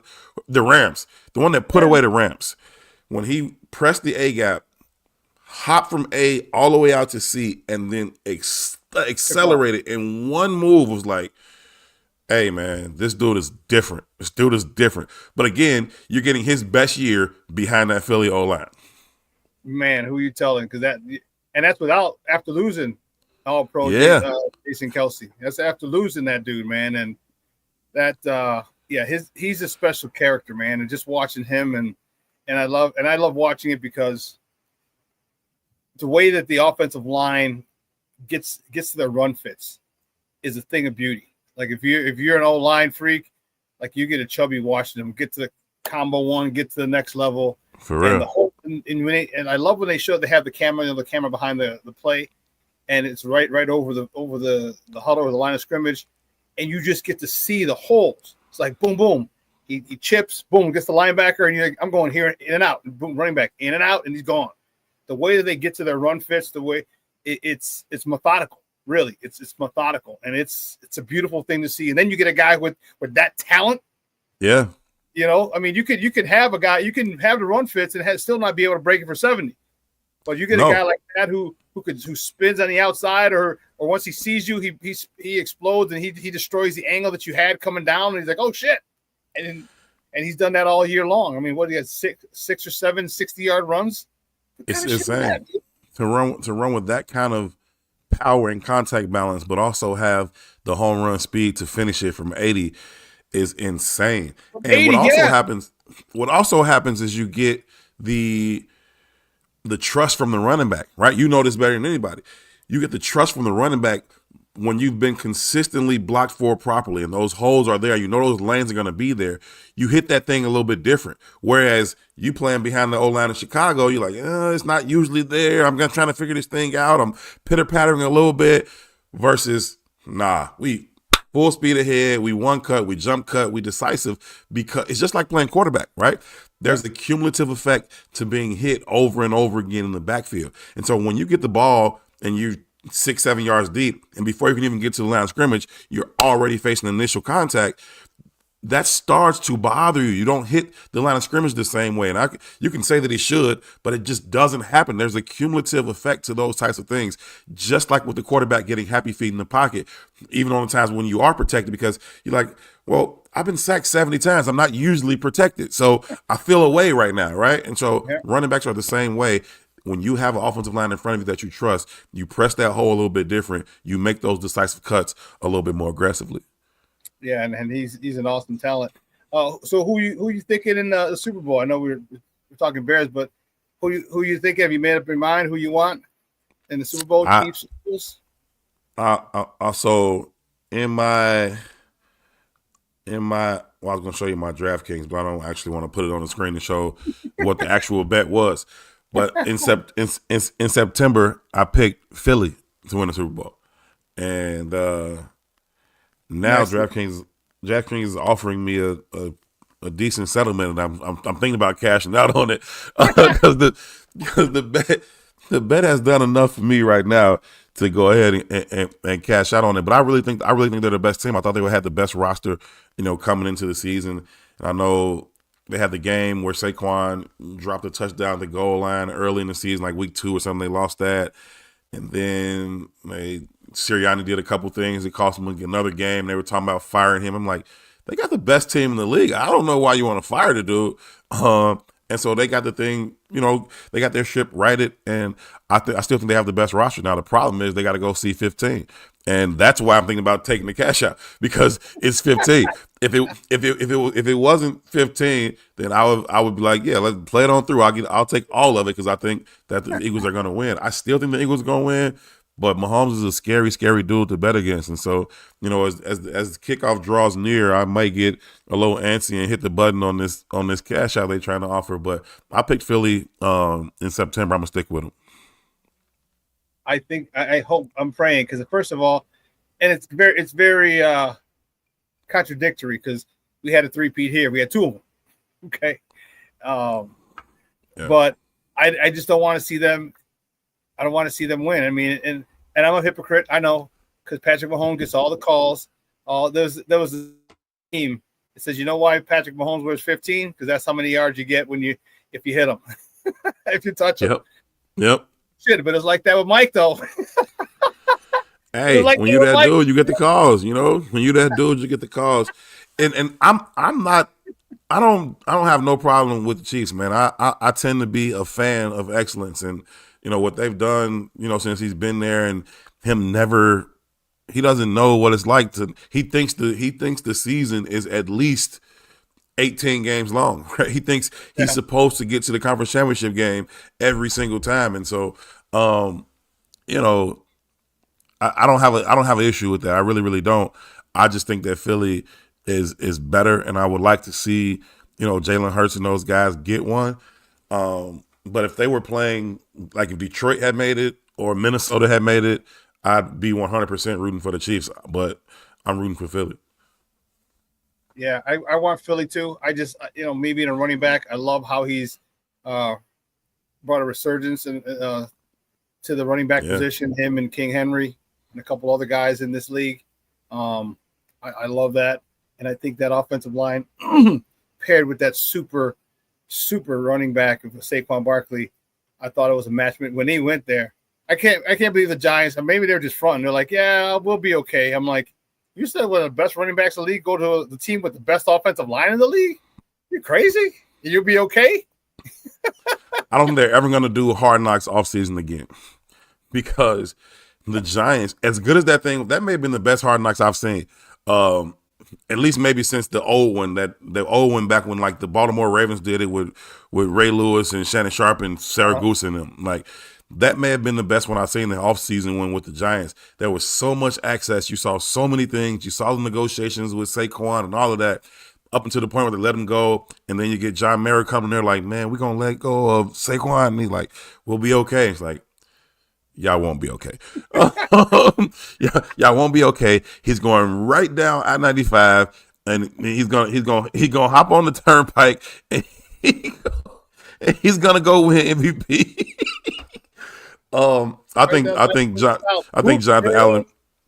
Yeah, I think Josh Allen will probably win it, but he had Saquon went down there and had that type of season, and you got to watch that. You got to see it twice in your division, and that's just tough, man. So I don't think you'll ever see that kind of access on the offseason, because you got to see all the mistakes that they made and the good things they did. They targeted Malik Neighbors, went out and got him. He had a really good year, so you got to see some of that stuff too. But that Saquon Barkley fiasco was not good for the Giants and their GM. Yeah, because they said, we're not going to pay Saquon. We're going to play Daniel Jones. Well, let Saquon walk. Oh yeah, and by the way, middle of the season, let's cut Daniel Jones. So now you got none of them. That's not good. Not good at all. And we think, and we're so caught up in beardom, like we don't realize other teams are freaking stupid too. Yeah, it's not just us. It really isn't. And you wonder, a lot of teams have been bad for a long time. How do people get these jobs? And that's the crazy thing. Like, how do these guys, these GMs, and it's like, dude, like, what needs to be done, but you don't do it. You know who you need to sign, but you don't do it. And it's like you sit there and you go, I've wondered this for a long time. Like, how does this dude get this job when everything is literally there? You know what needs to be done, and you just don't do it, and you keep your job. I have no idea how these jokers get these jobs. I was listening to Mike Florio one day, and he was talking about, he said, man, you got to take 2 tests to be able to drive a car. He says there's no test to be an NFL owner. If you got the money, you can buy the team. Nobody's going to ask you like, hey, what do you know about football? Or, hey, what do you know about this? What do you know about the NFL? You got the money, you can buy the team. And that's just it. And now you got these dudes who just got the money running football teams like they know what's going on, and they don't. And he was like, and that's half of them, the ones that just have the money and they go and buy the team. So the other half, they just inherit the team. They just hit the reproductive lottery. Like they just came out like, hey, in a little while I'm going to own the Bears. And it's like, oh, okay. Well, you marry the daughter of an owner and you screw out his other side. Screw over that side of the family. So, it is what it is, man. It is what it is. But yeah, there's no real, qualifications to own a team. And then when that happens, you don't really have what it takes to know who should then be running the team, right? I own the team, but I don't know nothing about football to even know then who should I put in place to run it. And so you get all these guys that's just like, okay, and doesn't work out. Because you just want to own a team because you're making $400 million a year. Literally, that's what each team makes, except Green Bay, because it goes to the $400 million a year. That's a nice little return on investment. You know what I'm saying? Like, I don't care if you spent $3 billion. I'd say so. You know what I mean? You'll get that back in 6 years, 8 years. You know what I mean? $400 million. So, yeah, it's crazy. Hey, Herb, great stuff, man. Me and you can sit and talk football for hours, bro. But I know you guys. You know that. you know that. It's always fun. Every time I look up and you be like, hey, I got to talk to somebody else. I'm like, talk to somebody else. Why? No, I'm kidding. I'm kidding, man. It's always nice to come on and talk ball with you, man. I appreciate it. Hey, likewise, man. Hey, before you go, though, let everybody know where they can find you and your work online. No doubt, man. You can follow me on Twitter at Herb Howard 411. You can follow my work at It's the Bigs. Shout out to the whole squad over at the Bigs, man. Definitely appreciate everybody, man, tuning in and following the work. It's going to be another interesting offseason for the Bears. They've been seemingly the talk of the league for now 3 offseasons, going back to, when they had the number 1 pick and then traded it for the Hall, and then last year with Caleb, and now you're back here again with Ben Johnson, the new coach. And so, it'll be another interesting offseason for the Bears, and make sure y'all stay tuned as this thing unfolds. Yeah, it's going to be fun, man. I'll tell you, sit back. Like our old Uncle Hawk Harrelson used to say, sit back, relax, and strap it down. It's going to be interesting, man. And we got to get a new line coach now still. Are you cool with the coordinator? I'm cool with the coordinators. Are you cool with Declan? Yeah, I mean, some people are like, oh, how does this guy get the job? It doesn't matter, right? He's an OC in name only. He's essentially the assistant OC. This is Ben Johnson's offense. He's going to call the plays. Whoever he thought could come in and work well with him and do kind of the behind-the-scenes work that he needs to get done, good. If it's a 28-year-old kid, good for the 20-year-old kid. We'll see, what that means for Declan Doyle. That's cool. I like that he brought in Antoine Randall.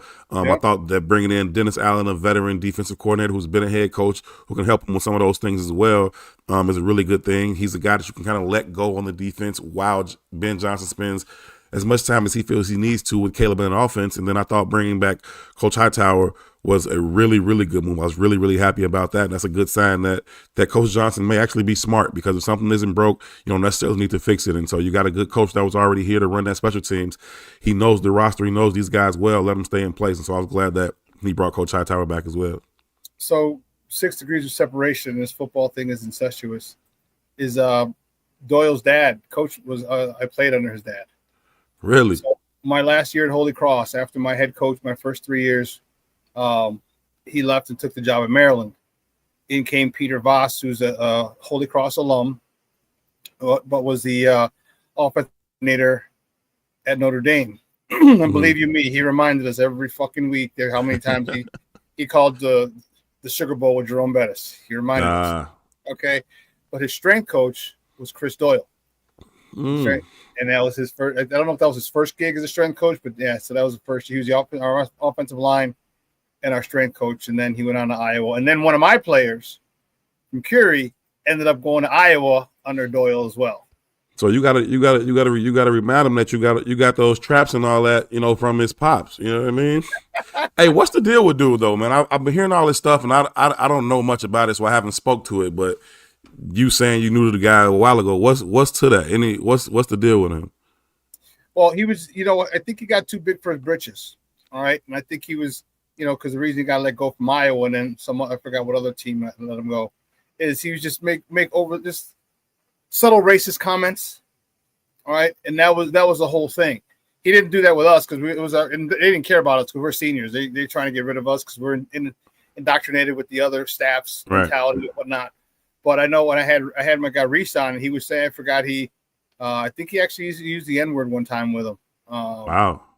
Yeah, and he said he wouldn't. He said it wasn't uncommon for him to hear him use it, but then he directed it one time toward him, and so that's why he got asked to leave. And yeah, his dad was I just think he got too big for his britches. He thought he was making about $750, and he's the highest paid strength and conditioning coach. He just figured he could do it and say whatever the hell he wanted to say. Damn. In today's climate, you really can't. So. Well, fuck dude then. Nothing against Declan. I ain't gonna put that on his jacket, but fuck that. You just walking around calling people the N-word. Yeah. And I couldn't believe it. I was like, holy shit, really, Reese? He's like, yeah. I was like, damn. I was like, okay. So, but that's and that's why, a lot of people are like, oh, his dad's is a race. I was like, look, his dad is his dad. Declan's not his dad. So nah, I'm not putting that on him. Nah, I'm not putting it on him. But definitely not. But yeah, so that was the deal with his dad. His dad wasn't even a covert racist. He was just straight out and out. He was over. He didn't care. I mean, I prefer my racism overt, but you still can't work around me with it. Like you can't, you know what I mean? Like you can't just be walking around using the N-word like it's a cup of coffee, like like it's good morning or something. Like nah, like what the fuck? No. Yep. Yeah, that was the situation. So hopefully he can build his own legacy and kind of get out from underneath his dad's, horrible shadow. So that's crazy. Cool. All right, man. I'm gonna bounce. I got a couple of things before we finish up, but again, I appreciate it as always, bro. All right, brother. Holler at you later. Thank you, guys. That's Herb Howard from the Bigs, man. Man, I told you we could have just sat there and just talk football, talk all kinds of stuff. That's my man. Does a phenomenal job with the Bigs, covering the Bears. Great questions. And I love talking football with him. Coach Doyle was interesting cat. So one of the things I did not forget, Black Diamond, you still in the house, baby? You still in the house? You still in the house, Black Diamond? All right. You throwing the M&Ms around like Frisbees.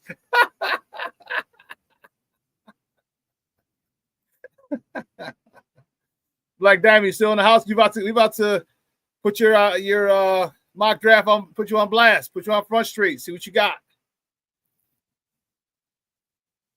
Give me a thumbs up if you're still in the house, Black Diamond. I think you are. That was at 10:43. It was 5 minutes ago. Yes, sir. There he is. All right, here we go. I told you guys, make sure you follow me on Facebook. Make sure you follow me on. It's right here. All right, at the Shawn Sierra. Facebook, Twitter, Instagram, Snapchat, TikTok, all one handle at the Shawn Sierra. Let's take a look at Black Diamond's mock draft. Okay, so it looks like they traded down from 10 and got Will Campbell. Okay, so they traded down from 10 to 16. Obviously picked up some more picks because we got a few more. Okay, then you got, I'm definitely down with that. 16 with 41, you got JT Tuimoloa.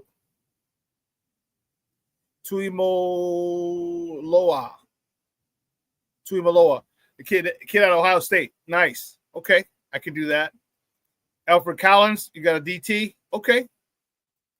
I'm definitely down with that because now you're really fortifying that defensive line. But this also isn't saying what we've done in free agency, because we could have got a guard in free agency as well. But here you go. Let's go down further down. You got Donovan Jackson at 47. So that might have been one of the picks that you got from trading down from 10 to 16. Donovan Jackson, you got a guard. You got a guard and a tackle. Okay, I like it. Then you got Trayvon Henderson. That's the 30-60 in the third round. You got to get Trayvon in the third round. Okay. Okay, so you got a nice running back, Trayvon Henderson in the third round from Ohio State. Seth McLaughlin, center from Ohio State. Okay, Jimmy Horn Jr. That dude can move. All right, from Colorado.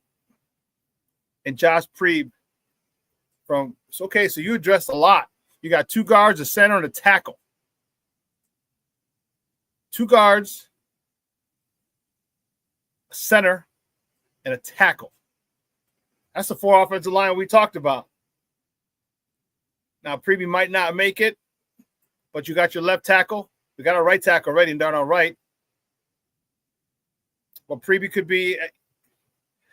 You know why I like this? And this may sound stupid. I'm gonna take it off for a second. I'm gonna put it right back up. You know why I like this? Because of this. You're not reaching.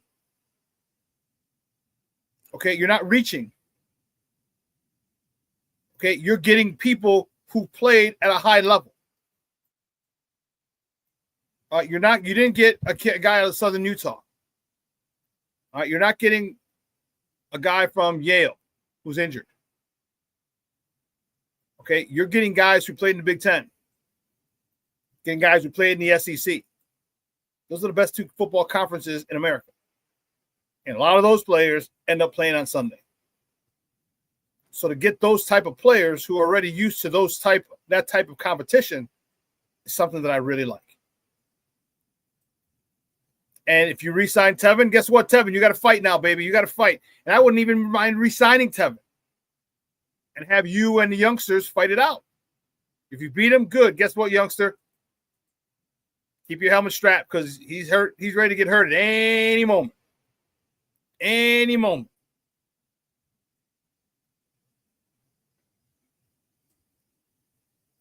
Let's see.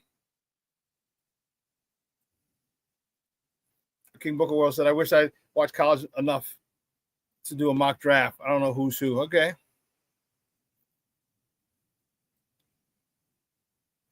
Shorty asked you, do you put Campbell at guard?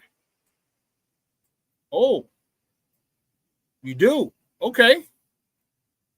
So you put Will Campbell at guard. So you're gonna rock with maybe free agency on left tackle, or you're gonna rock with Braxton Jones again, huh? Okay. Okay. Cornelia Squalls says, okay, Black Diamond, address all the needs. I just prefer Quinshawn Judkins over Henderson and Shamar Stewart over JT. Okay.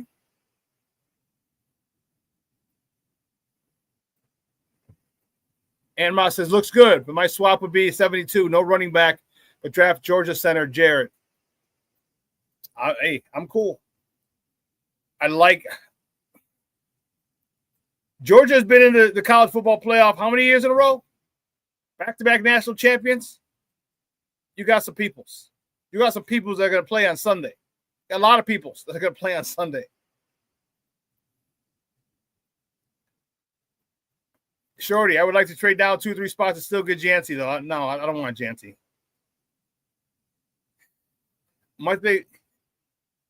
He's a luxury pick. And I think if you had Philly's offensive line, then maybe. But I still give me the Hogs first.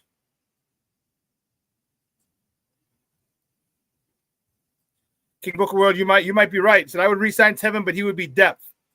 That might save his career to not start. You might be. And hey, dog, you're still getting $800,000, $1 million a year. You know what I mean? What if you get 3 for 5? 3 years, $5 million.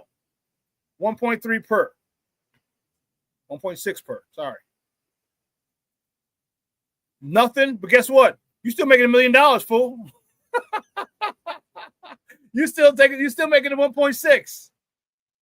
And you ain't making that kind of change when you leave the league. All right, you got a new baby, you got a baby girl, I believe. You're still getting those NFL paychecks. It might not be a bad thing, King Booker World. And I hope Tevin Jenkins and his agent are keeping it a buck amongst themselves. Like, hey, Tevin, you can't stay healthy. Okay?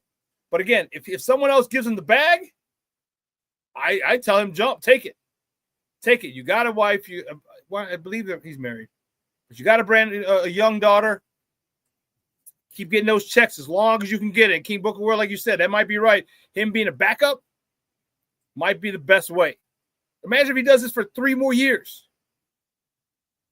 3 more years, 4 more years. Like, this is the kind of guy, like, he's not the kind of guy, I'm going to go buy a Porsche. I'm going to buy a 20-bedroom mansion. No.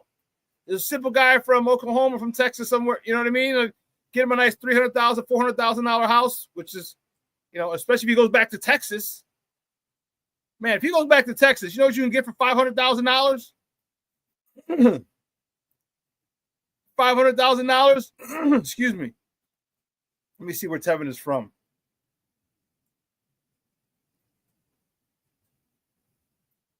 Kansas. Topeka, Kansas.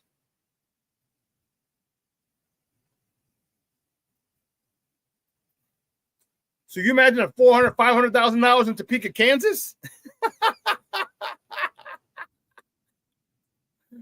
Oh, man.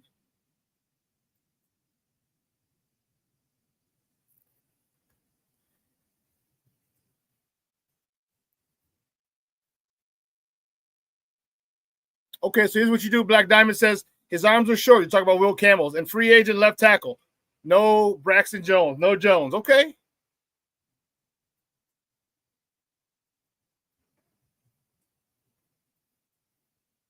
No team is going to pay Tevin big money with all those injuries. Sign him to a $9 million a year, up to 15 and set him for playing time.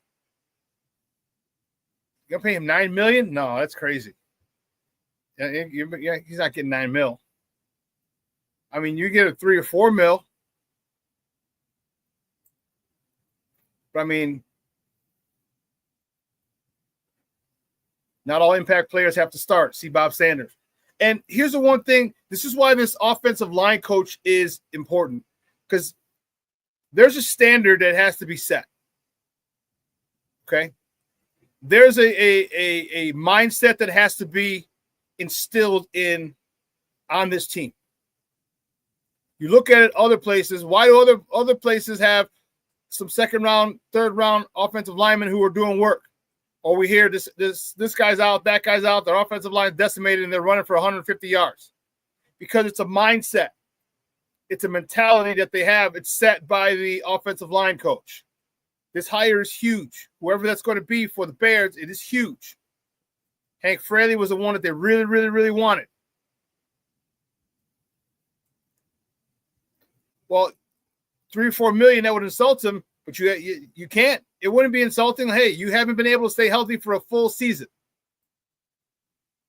Okay, when you're healthy, you're a son of a gun. You haven't been able to stay healthy.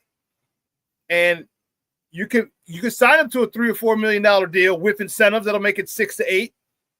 You play X amount of games, you get more. You know what I mean? Like you're healthy or you start X amount of games, you get more. The one thing that I wonder with him is what type of stretching routine does he have? Because if you did some yoga and some Pilates, I think that would initiate a lot. That would help alleviate a lot of his issues. Very important. You're talking about the O-line hire. Yes, very important. O-line coach. But I wonder what his stretching routine is. All right, because you can get your knees stronger, you can get them more flexible, your hips more flexible. All right, but that's something that's got to be done every day. You got to do that every day. You got to stretch, and that could alleviate a lot of his problems. But you give him a small salary with tons of incentives.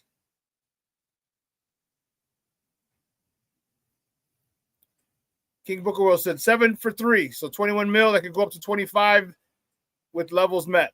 Okay.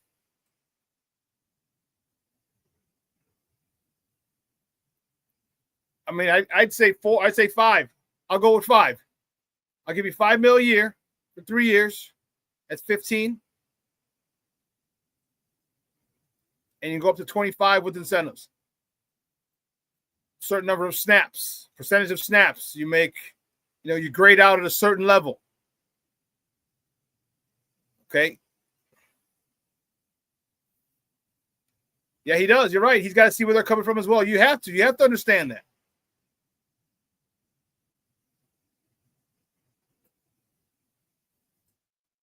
Well, Shorty, you make a great point there as well. Taxes are very important, and Illinois robs their citizens like gangsters. If I were Tevin, I would go to a state with no income taxes. That makes no state income tax you're talking about. Yeah, that makes sense.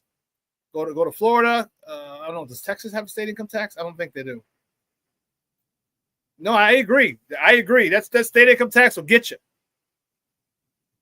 So just because you make all this money, you don't keep any of it. You don't keep the majority of it.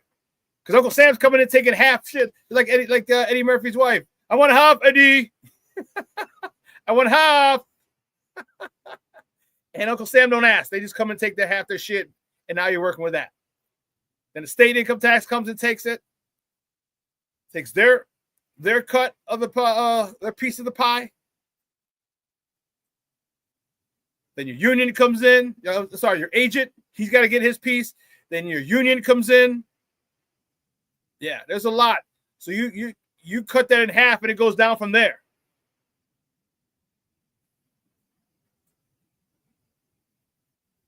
So 10 million here is not 10 million somewhere else. Maybe he wants to be closer to home. He wants to be close to Dallas. Okay, who knows? I don't know. But I like the draft. I like the mock that you did. I like the fact that you really went heavy on offensive linemen. I do. Because Preeb, Donovan Jackson, these are all Big Ten linemen. And you said you want to put Will Campbell at guard. Okay. So you got three new draft picks for 2 slots. Now let's compete. And the left tackle free agency, you said? Cool. I'm good with that.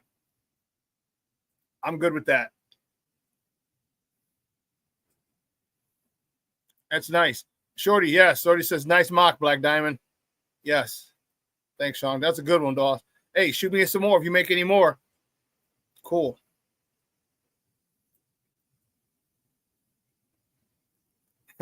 Patty said, enjoy the rest of your day, everyone. Tell your friends and loved ones that you love them. Ain't that the truth? I just found out one of the guys from our CrossFit gym had a heart attack and died. He was 38. Freaking kidding me? 38. Man, 2 hours is coming and going. I want to say thank you to my guest, Herb Howard, for coming on, man. It was a great segment. If you missed it, make sure you check it out. I'll replay this at 6 o'clock tonight, 6 p.m. Central, just so you know. But it's beautiful. It's 42 degrees right now, man. Remember last week it was like -8. I woke up going to CrossFit. And now it's 42 degrees. All right. Enjoy it. And let your loved ones know you love them. Because, man, we're going through a thing over at CrossFit Warehouse, man. And as I always tell you, tomorrow is promised to no one. 38 years old, had a heart attack and died. And he hadn't been at CrossFit in a while. And the owner, she was saying, she talked to him a couple weeks ago because his brother comes to CrossFit. And he was talking to him a couple weeks ago, and he's like, you know what, I need to get back. And just like that, he's gone. So, man, live life to the fullest, baby. Do it. All right. So for everyone here at Sports Zone Chicago, guys, I'm your boy, the SuperBack, Shawn Sierra. Have a phenomenal day. All right. Love you guys. I appreciate the love and support you give me. Your boy is out.